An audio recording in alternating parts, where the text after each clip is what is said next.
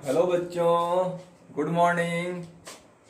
आज हम आपको पढ़ाएंगे गोलीय दर्पण क्या है, स्फेरिकल मिरर क्या है। गोलीय दर्पण दो तरह का होता है, उत्तल दर्पण, अवतल दर्पण। तो उत्तल दर्पण किसे कहते हैं, अवतल दर्पण किसे कहते हैं, ध्रुव क्या होता है, वक्रता केंद्र क्या है, वक्रता त्रिज्या क्या है, फोकस किसे कहते हैं, फोकस दूरी क्या है। उत्तल दर्पण को अपसारी दर्पण और अवतल दर्पण को अभिसारी दर्पण क्यों कहा जाता है। अवतल दर्पण को अभिसारी दर्पण और उत्तल दर्पण को अपसारी दर्पण क्यों कहा जाता है, इन सभी प्रश्नों का जवाब अब मिलने वाला है। तो गोलीय दर्पण क्या है, क्या आंसर लिखें। गोलीय दर्पण क्या है, यह एक गोला बना लिए हम। गोला में और वृत्त में अंतर होता है, बहुत सा बच्चा को पता नहीं रहता है। गोला क्या है और वृत्त क्या है, दोनों तो गोले होता है। वृत्त को कहते हैं सर्किल, गोला को कहा जाता है स्फीयर। तो वृत्त और गोला में फोटो दोनों का ऐसा रहेगा, लेकिन दोनों में बहुत अंतर है। क्या अंतर है, गोला का उदाहरण है आपको फुटबॉल। तो सोच लो, फुटबॉल में नींबू गोला का उदाहरण होगा। तरबूज ये भी गोला का उदाहरण होगा। और वृत्त का उदाहरण है सिक्का को कहेंगे वृत्ताकार। तो फुटबॉल में और सिक्का में अंतर सुनो। कंगन यानी कि चूड़ी कंगन दोनों ये सब वृत्ताकार होता है। तो सिक्का है, कंगन है, चूड़ी है जो वृत्ताकार है। फुटबॉल, नींबू, तरबूज या क्रिकेट का बॉल ये सब गोलाकार होता है। तो गोलीय दर्पण गोलाकार होगा, वृत्ताकार नहीं होगा, गोलाकार, गोला का भाग होगा। तो हम एक कांच का गोला लेते हैं। कांच का गोला, शीशा का गोला है, शीशा का फुटबॉल है। इस फुटबॉल को हम क्या करते हैं, इस फुटबॉल को दो जगह से काट देते हैं। दो जगह से काटते हैं बच्चों, बीच से भी काट सकते हैं, यहां से भी काट सकते हैं। तो ये बढ़िया दर्पण नहीं बनेगा, बीच से काटेंगे तो अच्छा दर्पण नहीं लगेगा देखने में। हमें वो इस कोना से काटे इतना बड़ा भाग और इस कोना से काटे इतना बड़ा भाग। एगो ई कोना से जब काटे हैं तो ई वाला टुकड़ा को हम यहाँ पर ऐसे दिखाएं, इसको जो काटे थे, और इसको जो काटे हैं यहां से यहां तक काट के जो निकाले हैं उसको हम यहाँ पर ऐसे दिखा रहे हैं। अब देखो बन गया आपका गोलीय दर्पण। एक बार केवल शीशा रहने से दर्पण नहीं होता है, उसके ऊपर चांदी का पेंट मारेंगे तब वो दर्पण बनेगा। तो ये अभी दर्पण नहीं बना, इसमें तो आर पार नजर आएगा, दर्पण में आर पार नजर नहीं आता है, चेहरा नजर आता है। तो इसको हम यहां से ऐसे पेंट कर दिए और इसको हम यहां से ऐसे पेंट कर दिए। पेंट मतलब चांदी का पेंट कर दिए, जिसको कहते हैं रजतित कर देना। तो ये दोनों एकदम दर्पण बन गया। ये कौन दर्पण बना, ये पीछे भी पढ़ाए थे एक बार, कौन दर्पण बना, ये बन गया उत्तल दर्पण। और ये बन गया बच्चा अवतल दर्पण। तो ये दोनों दर्पण बना कहां से, कौन चीज से बना, गोला से, इसीलिए इसका नाम है गोलीय दर्पण। गोलीय दर्पण क्या है, जो हम बोलेंगे उसी से आपको डिफिनेशन लिखना है, कॉपी में लिखा जाएगा। गोलीय दर्पण क्या है, वैसा दर्पण जो खोखला गोला का भाग होता है, वैसा दर्पण जो खोखला गोला से बनाया जाता है, गोलीय दर्पण कहलाता है। गोलीय दर्पण क्या है, वैसा दर्पण जो खोखले गोले से बनाया जाता है, गोलीय दर्पण कहलाता है। गोलीय दर्पण का प्रकार बताएं। गोलीय दर्पण दो प्रकार का होता है, उत्तल दर्पण और अवतल दर्पण। गोलीय दर्पण का प्रकार बताएं। गोलीय दर्पण दो तरह का होता है, उत्तल दर्पण और अवतल दर्पण। उत्तल दर्पण को कॉन्वेक्स मिरर कहते हैं, कॉन्वेक्स मिरर। और अवतल दर्पण को कॉनकेव मिरर कहते हैं, कॉनकेव मिरर। अब अगला क्वेश्चन है, उत्तल दर्पण किसे कहेंगे और अवतल दर्पण किसे कहेंगे। तो ध्यान से सुनिए, वैसा दर्पण जो खोखला गोला के अंदर वाला भाग को, भीतरी सतह को रजतित करके बनाया जाता है, भीतरी सतह को रजतीत करके बनाया जाता है उत्तल दर्पण कहलाता है। वैसा दर्पण जो खोखला गोला के भीतरी सतह को रजतीत करके बनाया जाता है उत्तल दर्पण कहलाता है। इसका परावर्तक सतह बाहर की ओर उठा होता है। परावर्तक सतह मतलब वह सतह जहां से चेहरा नजर आएगा, तो चेहरा नजर आएगा इधर से, तो इसका परावर्तक सतह उठा हुआ है और इसका परावर्तक सतह धंसा हुआ है।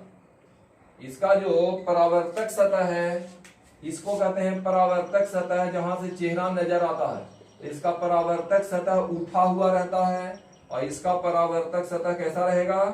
धंसा हुआ, धंसा हुआ, अंदर की ओर धंसा हुआ। तो बच्चों दो गो अंतर हो गया समझो, उत्तल दर्पण और अवतल दर्पण में पूछेगा तो पूछेगा उत्तल दर्पण किसे कहते हैं? वैसा दर्पण जो खोखला गोला के भीतरी सतह को रजतीत करके बनाया जाता है उत्तल दर्पण कहलाता है। इसका परावर्तक सतह बाहर की ओर उठा होता है। वैसा दर्पण जो खोखला गोला के बाहरी सतह को रजतीत करके बनाया जाता है अवतल दर्पण कहलाता है। इसका परावर्तक सतह अंदर की ओर धंसा होता है। तो हम लोग 4 तक देख लिए। अब हम आते हैं आगे। हम आपको ये भी बताए हैं कि उत्तल दर्पण और अवतल दर्पण का उपयोग कहाँ करते हैं, तो उसको तो बाद में देखेंगे। अभी का मेरा टारगेट है कि ध्रुव क्या होता है, वक्रता केंद्र क्या है। गोलीय दर्पण में तो कोई चित्र नहीं बनेगा, इसका प्रकार में भी कोई चित्र नहीं है। अवतल दर्पण क्या है उसमें ये चित्र बना दीजिएगा। उत्तल दर्पण क्या है उसमें ये चित्र बना दीजिएगा। अवतल दर्पण में ये 3 नंबर चित्र बनेगा, उत्तल दर्पण में ये 4 नंबर चित्र बनेगा। अब हम इसको मिटा रहे हैं। आप लोग पॉज करके अपना डायग्राम बना सकते हो और फेयर भी कर सकते हो चाहो तो। गोला का उदाहरण भी बता दिए, वृत्त का भी उदाहरण बता दिए। अच्छा तुम लोग में से कोई बताओ हमको, गुड्डे बिस्कुट खाए हो? गुड्डे बिस्कुट गोलाकार होता है कि वृत्ताकार होता है? गुड्डे बिस्कुट गोलाकार होता है कि वृत्ताकार? कैसा होगा? तो कोई कह रहा है गोलाकार। गोलाकार फुटबॉल जैसा होता है गुड्डे बिस्कुट, तरबूज जैसा होता है गुड्डे बिस्कुट। वो तो होता है सिक्का जैसा, सिक्का जैसा तो वृत्ताकार है। सिक्का जैसा, चूड़ी जैसा, ये वृत्ताकार हुआ। तो गोलीय दर्पण गोला से बनेगा, वृत्त से नहीं बनेगा। और गोला मतलब फुटबॉल, फुटबॉल का टुकड़ा, उससे बनता है आपका गोलीय दर्पण। यह कितने तरह का होता है बच्चों गोलीय दर्पण? कितना तरह का ये बताएं? 2 तरह का। कौन कौन बताएं? 2 तरह का कौन कौन? उत्तल दर्पण और अवतल दर्पण। ये दोनों दर्पण आप लोग, हम लोग के घर में नहीं रहता है। हम लोग के घर में तो केवल समतल दर्पण रहता है, लेकिन चम्मच में दोनों दर्पण होता है। एक नया चम्मच खरीदो, देखो चम्मच हम ऐसे बना रहे हैं, अब पता नहीं चम्मच लग रहा है कि कुछ और लग रहा है। ये चम्मच हम बना दिए, तो ये चम्मच में दोनों दर्पण है। इधर से देखोगे चम्मच में, इधर से, तो ये हो गया अवतल दर्पण। और इस चम्मच में पीछे से, इधर से जब चेहरा देखोगे इधर से, तो ये हो गया उत्तल दर्पण। तो इस तरह से चम्मच में आप अवतल दर्पण और उत्तल दर्पण दोनों दर्पण का गुण देख सकते हैं। लेकिन अभी हमारा टारगेट है चम्मच को समझाना नहीं, हमको समझाना है ध्रुव किसे कहते हैं, वक्रता केंद्र क्या है, वक्रता त्रिज्या क्या है। और गौर से देखिएगा तो समझ में आएगा, आपको पूरा पूरा समझ में आएगा। 5 नंबर में हम एक ऐसा फिगर बना दिए। ये कौन दर्पण है, कोई बताओगे? कौन दर्पण बोला? अवतल दर्पण। चलो ठीक है, ये अवतल दर्पण है। इसी तरह से एक और दर्पण हम यहां पर बना दिए ऐसे, और इसको हम इधर से पेंट कर दिए। तो ये कौन दर्पण हो गया? उत्तल दर्पण। दर्पण बनाते समय हम लोग हमेशा ध्यान रखेंगे कि पेंट करेंगे दाएं तरफ से, ताकि चेहरा नजर आए बाएं तरफ से। चेहरा नजर आएगा, जिधर पेंट करते हैं उधर से नहीं, इधर से चेहरा नजर आएगा बाएं से, और पेंट करेंगे दाएं से। तो ये है अवतल दर्पण और ये है उत्तल दर्पण। अब देखो ध्रुव किसे कहते हैं, तो दर्पण का जो सबसे बीच वाला बिंदु है, दर्पण का सबसे बीच वाला बिंदु है, जिसको P से डिनोट करेंगे, तो P को कहा जाता है ध्रुव। P है ध्रुव, पोल। गोलीय दर्पण के मध्य बिंदु को दर्पण का ध्रुव कहते हैं, इसे P से सूचित किया जाता है। हो गया ध्रुव क्या है का आंसर। उसके बाद है वक्रता केंद्र। तो इसको तुम आगे बढ़ाओ, इसको इतना आगे बढ़ाओ कि गोला बन जाए। जिस गोला से काट के बनाए हैं वो गोला बना लिए। इसको भी तो हम गोला से ही काट के बनाए थे, इसको आगे बढ़ाए थे, इसका गोला इधर बना, तो इधर से हम इसका गोला बनाए। तो गोलीय दर्पण जिस गोला का भाग होता है उसके केंद्र को वक्रता केंद्र कहा जाता है। गोलीय दर्पण के मध्य बिंदु को दर्पण का ध्रुव कहते हैं, इसको P से सूचित किया जाता है। जो बोल रहे हैं उससे आपका फेयर लिखा जाएगा, ध्यान से सुनिए। उसके बाद क्या है, गोलीय दर्पण जिस गोला का भाग है उसके केंद्र को वक्रता केंद्र कहते हैं, इसको C से सूचित किया जाता है। दो हो गया। P और C से मिलाने वाली, P और C को मिलाने वाला जो सरल रेखा है, P और C को मिलाने वाला जो सरल रेखा है, इसको कहते हैं प्रधान अक्ष, जिसको x डैश से सूचित किया जाता है। तो गोलीय दर्पण के ध्रुव और वक्रता केंद्र को मिलाने वाली सरल रेखा को प्रधान अक्ष कहते हैं। तो तीन चीज हो गया। P और C के बीच के दूरी को, P और C के बीच के दूरी को वक्रता त्रिज्या कहते हैं, जिसको R से सूचित किया जाता है, वक्रता त्रिज्या। कोई पूछेगा वक्रता त्रिज्या क्या है, तो गोलीय दर्पण के ध्रुव तथा वक्रता केंद्र के बीच के दूरी को वक्रता त्रिज्या कहते हैं, दोनों दर्पण में। तो वक्रता त्रिज्या भी हो गया हमारा, प्रधान अक्ष भी हो गया। अब है एक द्वारक। द्वारक किसे कहते हैं? द्वारक सुनने से लगता है द्वार जैसा, गेट जैसा, लेकिन वो ऐसा कुछ नहीं है। दर्पण जो है, देखिए यहाँ पर, इसको देखिए, एक ऐसा छोटा दर्पण बनाए और एक ऐसा दर्पण बना दिए ऐसा। तो इस दर्पण का द्वारक छोटा है और इस दर्पण का द्वारक बड़ा है। दर्पण का द्वारक मतलब दर्पण का साइज, एम से एम तक का जो दूरी है, इसी को दर्पण का द्वारक कहते हैं। जिसको कुछ किताब लिखता है दर्पण की चौड़ाई को दर्पण का द्वारक कहते हैं। दर्पण कितना बड़ा है, दर्पण के आकार को दर्पण का द्वारक कहते हैं। इसका द्वारक छोटा है, द्वारक मतलब जहां से चेहरा नजर आएगा, द्वारक छोटा, और इसका द्वारक बड़ा है, द्वारक बड़ा। अभी हम चम्मच का उदाहरण ले रहे थे, एक छोटा चम्मच रहेगा, एक बड़ा चम्मच रहेगा। तो बड़ा चम्मच का द्वारक बड़ा और छोटा चम्मच का द्वारक छोटा। साइज, द्वारक मतलब साइज। द्वारक को जनरली एमएन से सूचित किया जाता है। एम से हम लोग द्वारक को सूचित करेंगे। कौन कौन चीज हो गया बच्चों? ध्रुव, वक्रता केंद्र, वक्रता त्रिज्या, ध्रुव, वक्रता केंद्र, वक्रता त्रिज्या, प्रधान अक्ष हो गया, द्वारक भी हो गया। अब बच गया फोकस क्या है और फोकस दूरी क्या है। ध्रुव और वक्रता केंद्र के मध्य बिंदु को, ध्रुव और वक्रता केंद्र के मध्य बिंदु को दर्पण का फोकस कहा जाता है। इन दोनों के एकदम बीचों बीच में, P और C के एकदम बीचों बीच में एक बिंदु होता है फोकस, और P और S के बीच के दूरी को फोकस दूरी कहते हैं। P और S के बीच का जो दूरी है इसको फोकस दूरी कहेंगे। बड़ा F हो गया फोकस और छोटा F हो गया फोकस दूरी। फोकस दूरी, फोकस क्या है? गोलीय दर्पण के ध्रुव तथा वक्रता केंद्र के मध्य बिंदु को दर्पण का फोकस कहते हैं, और फोकस दूरी गोलीय दर्पण के ध्रुव तथा फोकस के बीच के दूरी को फोकस दूरी कहा जाता है। तो 5 नंबर में दोनों फिगर आप बना सकते हैं। ये अवतल दर्पण वाला सारा फिगर और ये उत्तल दर्पण वाला सारा फिगर बना लीजिएगा तो क्वेश्चन नंबर 5 हो जाएगा आपका। अब हम आते हैं क्वेश्चन नंबर 6 में, कि उत्तल दर्पण को अपसारी दर्पण और अवतल दर्पण को अभिसारी दर्पण क्यों कहते हैं। एक इंपॉर्टेंट क्वेश्चन है, तो तुम लोग इसको भी फेयर बना लेना। जो हम बोले हैं उससे परिभाषा लिखा सकता है, फिर से सुनो, थोड़ा स्लो मोशन में करके तुम परिभाषा लिख सकते हो डाउनलोड करके। गोलीय दर्पण का ध्रुव क्या है? गोलीय दर्पण के मध्य बिंदु को दर्पण का ध्रुव कहते हैं, इसे P से सूचित किया जाता है। वक्रता केंद्र, गोलीय दर्पण जिस गोला का भाग होता है उसके केंद्र को वक्रता केंद्र कहते हैं, इसको C से सूचित किया जाता है। वक्रता त्रिज्या, गोलीय दर्पण के ध्रुव और वक्रता केंद्र के बीच के दूरी को वक्रता त्रिज्या कहते हैं, इसको R से सूचित किया जाता है।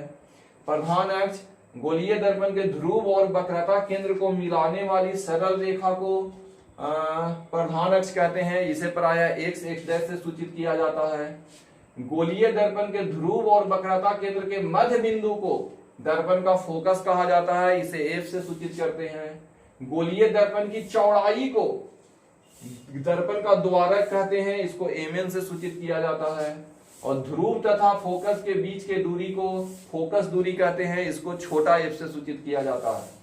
अब हम लोग छठा और सातवां क्वेश्चन देखेंगे जो बड़ा ही इंपॉर्टेंट है, एग्जाम में बहुत बार आ चुका है और ऑब्जेक्टिव में भी क्वेश्चन आता है कि किस दर्पण को अभिसारी दर्पण कहेंगे और किस दर्पण को अपसारी दर्पण कहेंगे। इसको जानने से पहले आपको जानना होगा कि एक जगह लाइट जब जमा होगा ऐसे तो इसको कहते हैं अभिसारी किरणें, अभिसारी किरणें। और एक जगह से जब बाहर की ओर फैलता है ऐसे तो इसको नाम दिया गया है अपसारी किरणें, अपसारी किरणें। तो हमको किरणें नहीं पढ़ना है, हमको पढ़ना है और इसको कहते हैं समानांतर किरणें। एकदम ऐसे जा रहा है तो इसको कहा जाता है समानांतर किरणें, समांतर किरणें या समानांतर किरणें। तो बच्चों प्रयोग में क्या देखा गया, उत्तल दर्पण में, देखो ये उत्तल दर्पण है, उत्तल दर्पण में इधर से एकदम प्रधान अक्ष के समानांतर रेखा भेजा गया, यहां से प्रधान अक्ष के समानांतर रेखा भेजा गया। और अवतल में भी यही काम किया गया, ये अवतल दर्पण है, इसमें भी प्रधान अक्ष के समानांतर रेखा भेजा गया, ढेर सारा रेखा भेजा गया प्रधान अक्ष के समानांतर। इस दर्पण का बनावट कुछ ऐसा है बच्चा कि सारा लाइट को मोड़ करके एक जगह लाके जमा कर दिया, इस सभी किरणों को एक जगह लाके जमा कर दिया, ऐसा इस दर्पण का बनावट था। और ये जमा नहीं किया, इस सभी किरणों को फैला दिया, ये किरण को जमा नहीं किया, इधर परावर्तित किया, इसको इधर परावर्तित किया, इसको इधर परावर्तित किया, इसको इधर परावर्तित किया, लाइट को ही फैला दिया। और ऐसा लगा कि सारा लाइट यहीं से आ रहा है, यहां से आता हुआ नजर आया लाइट, जिस बिंदु से आता हुआ नजर आया उसको एस कहते हैं, एक पर आके जमा होता है। तो उत्तल दर्पण प्रधान अक्ष के समानांतर आती किरणों को परावर्तन के बाद बाहर की ओर फैला देती है, अर्थात यह प्रकाश की किरणों को अपसारित कर देती है, इसीलिए इसे अपसारी दर्पण कहते हैं। फिर से सुनो, उत्तल दर्पण प्रधान अक्ष के समानांतर आती किरणों को दर्पण से परावर्तन के बाद बाहर की ओर फैला देती है, अर्थात यह दर्पण प्रकाश की किरणों को अपसारित कर देती है, इसीलिए इसे अपसारी दर्पण कहते हैं। और अवतल दर्पण क्या किया, अवतल दर्पण प्रधान अक्ष के समानांतर आती किरणों को परावर्तन के बाद एक बिंदु पर जमा कर दिया, अर्थात यह दर्पण प्रकाश की किरणों को अभिसारित करती है, इसीलिए इस दर्पण को अभिसारी दर्पण कहते हैं। तो आज बहुत सारा दर्पण के बारे में एकदम मेन पॉइंट पढ़ाए हैं। परीक्षा में आने वाला क्वेश्चन है, ध्रुव क्या है, आया हुआ क्वेश्चन है, फोकस किसे कहते हैं, आया हुआ क्वेश्चन है, और उत्तल दर्पण को अपसारी दर्पण क्यों कहते हैं, अवतल दर्पण को अभिसारी दर्पण क्यों कहते हैं, ये भी परीक्षा में आया हुआ क्वेश्चन है। अवतल दर्पण क्या है, उत्तल दर्पण क्या है और दोनों में क्या अंतर है। अभी का वो क्वेश्चन का हम आंसर आपसे पूछना चाहते हैं, जरा बताओ तो किस दर्पण को अभिसारी दर्पण कहेंगे, किस दर्पण को कहेंगे अभिसारी दर्पण, बोलो कौन दर्पण है ये, अभिसारी अवतल दर्पण, अवतल दर्पण को अभिसारी दर्पण कहेंगे। और किस दर्पण को अपसारी दर्पण कहेंगे, अपसारी देखो लिखे हुए हैं, उत्तल दर्पण को अपसारी दर्पण कहते हैं। अच्छा, एक छोटा चम्मच है, एक बड़ा चम्मच है, चम्मच में उत्तल दर्पण रहता है कि अवतल दर्पण, ये बताइए कौन दर्पण रहता है चम्मच, तो चम्मच में दोनों दर्पण रहता है, दोनों दर्पण, जिधर से बच्चा सबको दूध पिलाते हैं वो हो जाएगा अवतल दर्पण और ये दूसरा वाला हो जाएगा उत्तल दर्पण। चम्मच में दोनों दर्पण है और दोनों तरफ से अपना चेहरा देखना, किसमें बड़ा नजर आता है किसमें छोटा। ठीक है बच्चों, तो आज इतना ही पढ़ाते हैं, कल हम लोग आगे देखेंगे। थैंक यू बच्चों।